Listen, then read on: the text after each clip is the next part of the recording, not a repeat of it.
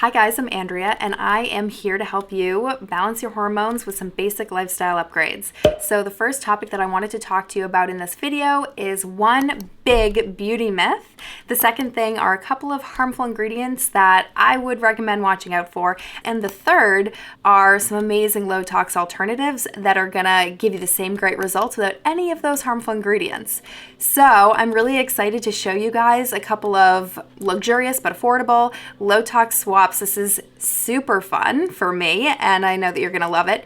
And some of you guys might already be aware that there are some ingredients in products these days that might interfere with our hormonal pathways, and these are called endocrine disrupting chemicals.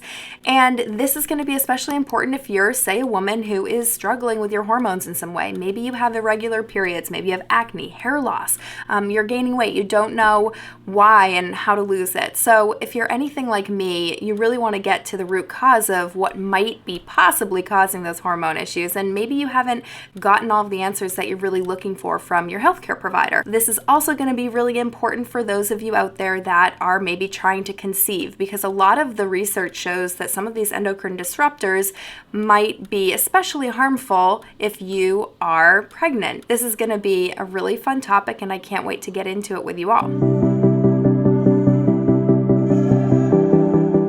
So the first thing that I wanted to dive into is this big myth in beauty that I had that I'm wondering if a few of you guys still have as well. And that is that if products are sold in reputable stores like Sephora and Lush and you name it, that they must have been verified as safe by some national organization like the FDA, who's testing and vetting all of these chemicals before they make their way into our personal care products.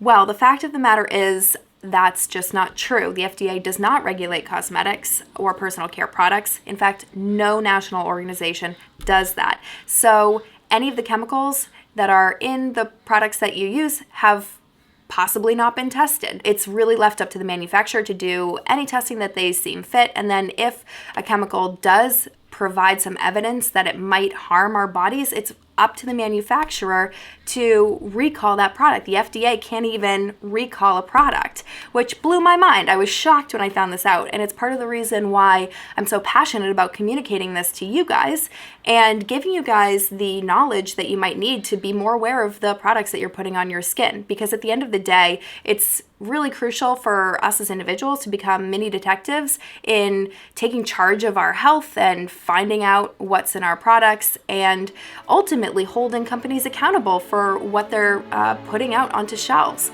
And also really looking out for companies that are committed to doing good for the planet and for people at the same time, and committed to the safest, purest, most sustainable ingredients that they can find. Now, don't get nervous. There aren't a ton. There are only a handful of harmful chemicals that I would recommend you become aware of and watch out for in your personal care products. And once you know those few chemicals, you'll be able to navigate your way around a store and decide which products are the healthiest for you. So I want to start by comparing one high tox product with one low tox alternative. So I am staying right now in California with my sister, and I just was digging around in her vanity and I found this Victoria's Secret lotion. If you can see that right there, this lotion is called Vanilla Dusk. And my sister and I used to be obsessed with Victoria's Secret lotions. I've moved away from it, but clearly my sister is still obsessed. So let's take a little smell. Woo! That is very, very fragrant. It smells just like the title, vanilla. It smells really good. But what I want to do is take a look at the back with a discerning eye and see if there are any ingredients that I would be wary of. All right, so taking a look at the back, the first one that I see is methylparaben, and I see propylparaben. So those are two parabens, part of the paraben group of chemicals.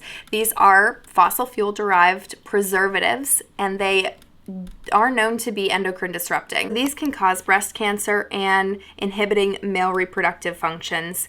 You can find these in a lot of soaps, lotions, and makeup, hair care.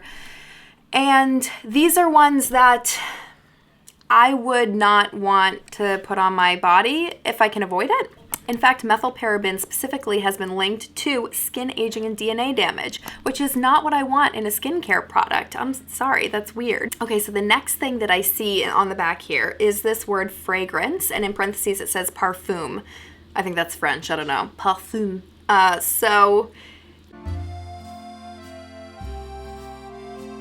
The reason why fragrance and parfum is something that would draw my attention is because I'm not sure if you know this, but fragrances are actually considered trade secrets. And oftentimes the fragrance cocktail includes a little thing called phthalate.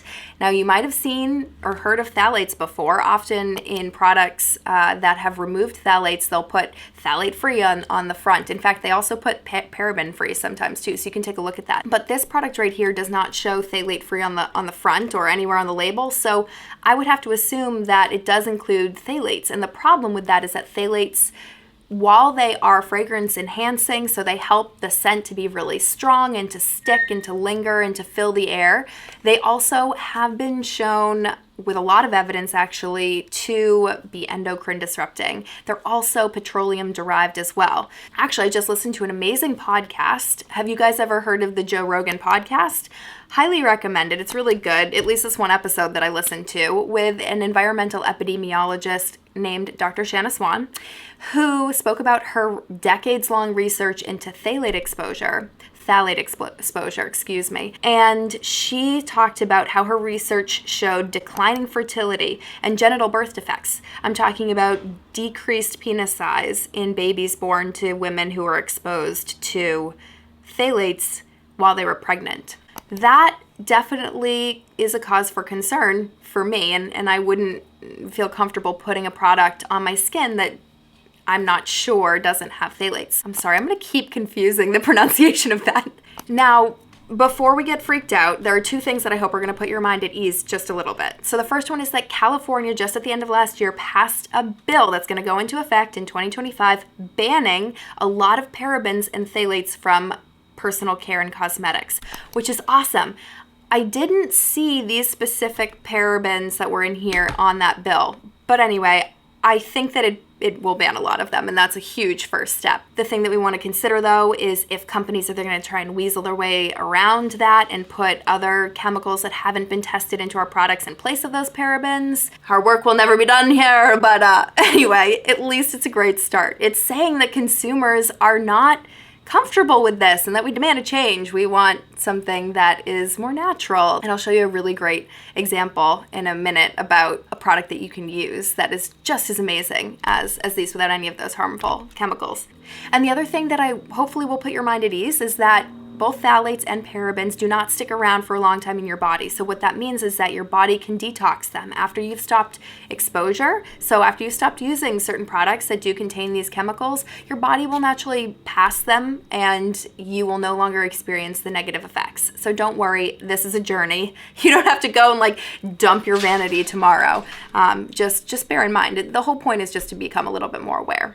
So what do I love to use now? Well, I want to tell you about this company called 100% Pure, and I'm not at all sponsored by them. I just really love their products, and I love that they use all natural ingredients, just fruit extracts. Everything's organic. It smells amazing, and since I'm traveling right now, I unfortunately didn't bring my favorite tube of lotion with me, but the lotion that I really love is this coconut body cream, and again, it smells amazing, and it feels so light on the skin. It does everything you want in a really amazing lotion, but all of the ingredients are plant derived and fruit extracts and natural preservatives like citric acid, right, which comes from lemons or limes. So that's amazing. That is definitely a luxurious go-to for me.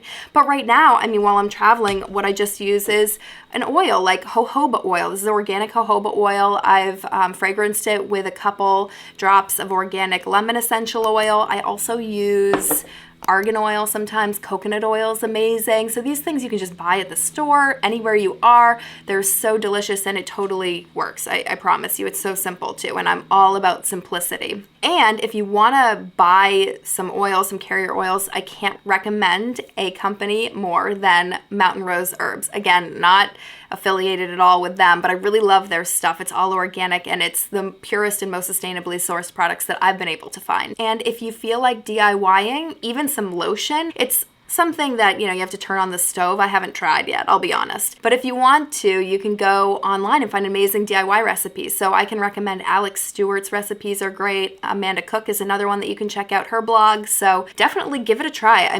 This is supposed to be fun. So that's it for me. I just shared with you one big beauty myth, which we busted, and 2 harmful ingredients that are endocrine disruptors. And thirdly, I've showed you some of my favorite upgrades and low tox alternatives that I love to use that maybe you could check out as well. I really hope you liked this video. If you did, definitely give it a like and subscribe. I would really appreciate your support. It would really help me to get this information out to a wider audience. If you have any comments or questions, definitely drop them in the comment section below. If there is anything else that you want me to cover, that you want to learn about, let me know. Ultimately, don't go crazy with this stuff. It really has to do with cumulative exposure. So that one odd time that you want to use Victoria's Secret lotion, don't worry about it. It's impossible to be perfectly low tox, and it's really just about becoming aware and ultimately doing what feels good, what feels right to you. I'm not trying to promote any one thing or the other. I'm just trying to help educate and to help give you some information that I found to be personally helpful for me. So first and foremost, be good to yourself. Don't stress out. Be good to others. Try and be good to the planet, and carry on. We can do this together. Peace. Oh my God. And I dropped it. And so this Victoria's Secret lotion, okay, I'm just gonna start again. So, fudge muffin.